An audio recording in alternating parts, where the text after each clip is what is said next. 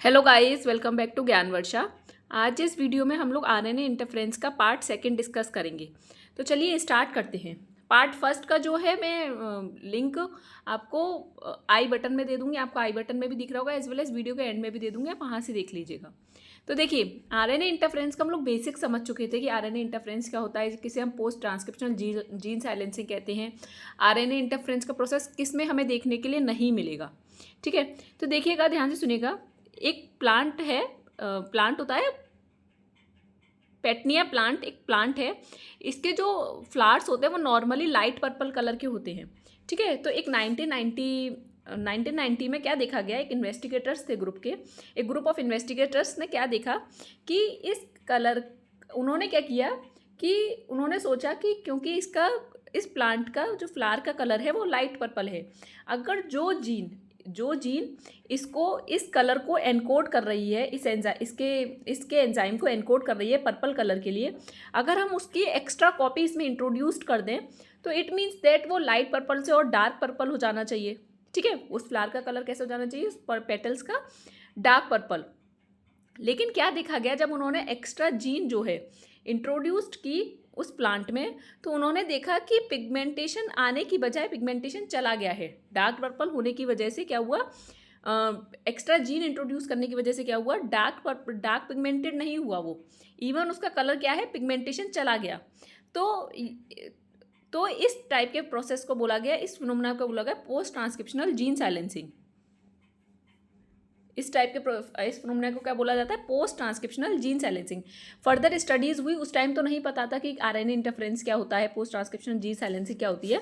Further studies हुई तो क्या हुआ, देखना समझना कि 1993 में सी एलिगन्स पे स्टडी की। मैंने आपको बताया था मॉडल ऑर्गेनिज्म, सी एलिगन्स, एरबडोसिस, ये सारे मॉडल ऑर्गेनिज्म बताए थे। तो 1993 में सी एलिगन्स के एम्ब्रियो पे स्टडी हुई। तो बहुत इजी वे में मैं समझा रही हूँ, समझने की कोशिश कीजिएगा कि लिन4 एक जीन होता है, ठीक है। वो एक स्मॉल आरएनए को एनकोड करता है। लिन4 क्या है, एक जीन है जो स्मॉल आरएनए को एनकोड करेगा। जब लिन जीन क्या करेगा, लिन14 एक प्रोटीन एनकोड करता है एमआरएनए के लिए, उससे जाके कॉम्प्लीमेंट्री बाइंडिंग कर लेगा और उसको रोक देगा, उसके ट्रांसलेशन को रोक देगा। तो जब ट्रांसलेशन रुक जाएगा तो नॉर्मल स्टेज से लार्वल स्टेज में डेवलपमेंट होता है सी एलिगन्स का। अगेन आई एम रिपीटिंग, ध्यान से सुनो, बहुत ईजी है। लिन4 एक स्मॉल आरएनए का जीन है, ठीक है, स्मॉल आरएनए है, एक जीन है, एक स्मॉल आरएनए है। लिन4 क्या करता है, लिन14 से जाके कॉम्प्लीमेंट्री बाइंडिंग कर लेता है, कॉम्प्लीमेंट्री पेयरिंग हो जाएगी। तो अब पेयरिंग हो गई तो जो लिन14 है वो उसका ट्रांसलेशन क्या हो जाता है, रुक जाता है। मैंने आपको बेसिक बताया था लास्ट वीडियो में कि क्या होता है। लिन14 का क्या हुआ, अब ट्रांसलेशन क्या होगा, रुक गया। जब ट्रांसलेशन रुक जाता है तो क्या होता है, जो नॉर्मल से क्या होता है, लेटरल लार्वल स्टेज में डेवलपमेंट होता है। तो ऐसा देखा गया कि कुछ म्यूटेंट अगर हैं, लिन4 के अगर म्यूटेंट हैं तो लिन4 जो है, अब कॉम्प्लीमेंट्री बाइंड, भाई स्मॉल आरएनए नहीं बनेगा, बेस पेयरिंग नहीं हो पाएगी। अब बेस पेयरिंग नहीं हो पाएगी तो लिन14 जो है क्या करेगा, ट्रांसलेशन कर देगा। अब जब ट्रांसलेशन हो जाएगा तो ट्रांजिशन नहीं होगा नॉर्मल से लार्वल के लेटरल स्टेज में, नॉर्मल से लेटरल लार्वल स्टेज में डेवलपमेंट नहीं होगा। तो ये देखा गया कि ये एक आरएनए इंटरफेरेंस प्रोसेस है। ये क्या है, क्लियर एग्जाम्पल है आरएनए साइलेंसिंग का, RNA silencing of gene expression. Again I am repeating, देखो लिन14 का होना नॉर्मल से लेटरल स्टेज नहीं होने देगा सी एलिगन्स की डेवलपमेंटल स्टेजेस होती हैं। तो नॉर्मल से अगर उसे लेटरल स्टेज डेवलपमेंट होना है उसका और आगे डेवलपमेंट होना है तो लिन14 का ट्रांसलेशन रोकना होगा, ठीक है। जो लिन14 जो एमआरएनए से प्रोटीन बनाएगा उसको रोकना होगा, उसके एक्सप्रेशन को। तो लिन4 प्रेजेंट होता है नॉर्मल में, नॉर्मल अगर सी एलिगेंस है तो लिन4 होगा। लिन4 स्मॉल आरएनए है, वो कॉम्प्लीमेंट्री बेस पेयरिंग करेगा लिन14 से और नॉर्मल से लेटरल डेवलपमेंट स्टेज हो जाएगी सी एलिगेंस में, ठीक है, लेटर डेवलपमेंट स्टेज होगा। लेकिन जब लिन4 में ही अगर कोई म्यूटेंट है, लिन4 बेस पेयरिंग नहीं कर पा रहा तो लिन14 जो है प्रोटीन को कोड कर पा रहा है, तो जिसकी वजह से क्या हो रहा है कि सी एलिगेंस में लेटरल डेवलपमेंट स्टेजेस नहीं देखी जा रही। तो अभी थर्ड लाइन पढ़िए, this was the first clear example of RNA silencing of gene expression, but several years passed before the broader importance of this finding was appreciated. In 2000, it was shown that one of these tiny worms RNA, a 21 nucleotide species called LET7, is highly conserved throughout evolution. ठीक है, तो अच्छा, fire and मेलो थे जिन्होंने RNA interference की finding देखी थी. ठीक है, फायर एंड मेलो ने. अच्छा, ये सी एलिगेंस की स्टडी किसने देखी? Victor Ambros, Gary Ruvkun and their colleagues at Harvard University. ये मैंने देखो ये गेराल्ड कार्प की बुक से लाया है ये, तो आप पढ़ लेना, क्योंकि मैंने आपको बताया ना कि प्रॉब्लम हो रही है कुछ मेरी रिकॉर्डिंग में, तो मैं इसलिए फ़ोन से रिकॉर्डिंग कर रही हूँ. अब देखो, अब हमें देखना है कि कौन सा siRNA स्पेसिफिक है, कौन सा miRNA. मैंने आपको बताया था दो होते हैं, या तो miRNA स्पेसिफिक है siRNA. अब ध्यान से देखो, पहले हम लोग चलेंगे siRNA पे. देखो, डबल स्टैंडर्ड RNA है, तो जो both strands of double standard RNA are cleaved by endonuclease dicer. मैंने आपको बताया था लास्ट वीडियो में, डाइसर क्या है? एक double standard RNA specific endonuclease है. ठीक है, तो डबल स्टैंडर्ड RNA को कट कौन करेगा? डाइसर. डाइसर एंजाइम है और वो कट कर देगा डबल स्टैंडर्ड RNA को 21 to 23 न्यूक्लियोटाइड में. अब आप ध्यान से देखो तो 3 प्राइम पे दो क्या है? ओवरहैंग है. दो क्या है? ओवरहैंगिंग एंड है 3 प्राइम पर.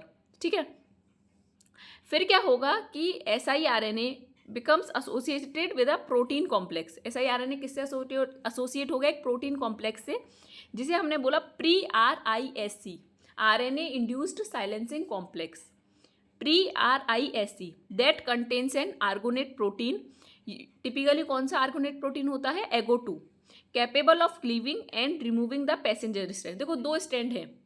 अब ये क्या बन गया आपका? siRNA. siRNA जो है RISC कॉम्प्लेक्स पे लोड होगा, तो इनमें से एक होगा पैसेंजर स्ट्रैंड और एक होगा गाइड स्ट्रैंड.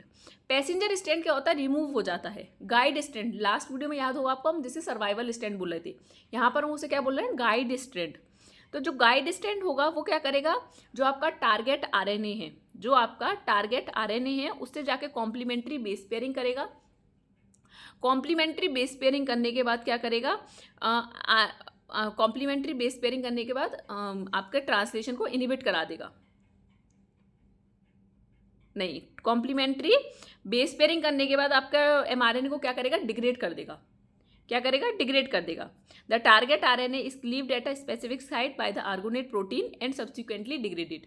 ठीक है, ये siRNA के प्रोसेस है. ये मैं मतलब बता चुकी थी लास्ट वीडियो में, लेकिन इस बार मैं स्पेसिफिकली लेके आई हूँ. अब वहीं पर miRNA के लिए चलो, तो देखो miRNA के लिए क्या होता है? जो आपका डबल स्टैंडर्ड RNA होता है. ठीक है, पहले तो वो बनता है. अब वो कैसे बनता है कि आपका ध्यान से पढ़ो. Micro RNAs are drive from single standard precursor RNAs that contain complementary sequence that allow them to fold back on themselves to form a double stranded RNA with a stamp loop at one end. ठीक है, अब इसको आप क्या बोल रहे हैं? इस जो न्यूक्लियस के अंदर है, इसे आप बोल रहे हैं प्री miRNA. प्राइमरी PRI को बोलते हैं प्राइमरी miRNA है. ठीक है, अब क्या होगा? ड्रोसा आएगा. ड्रोसा इसे क्लीव करता है. पहले ड्रोसा क्या करता है? पहले इसे क्लीव करेगा. ये भी एक एंडोन्यूक्लियस है, ये क्लीव करेगा और प्री miRNA बनाएगा. प्राई से क्या होगा? प्री miRNA बन गया. इसमें प्री miRNA बनने के बाद फिर डाइसर आता है. डाइसर क्या करता है?